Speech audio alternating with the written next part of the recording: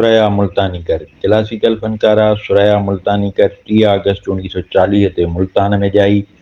हीअ काफ़ी अजीब गायका आहे। मौसीक़ी जी सिख्या उस्ताद ग़ुलाम नबी ख़ान खां वरितईं। हिन नंढी ॼमार में रेडियो ते ॻाइणु शुरू कयो। लोकगीत ग़ज़लनि समेत फ़िल्मुनि लाइ प्लेबैक सिंगिंग बि कई अथसि। खेसि मंता तौरु सितारा इम्तियाज़ ऐं तुमगा बराए हुस्न कारकर्दगी समेत केतिरा ई एवॉर्ड मिलिया आहिनि।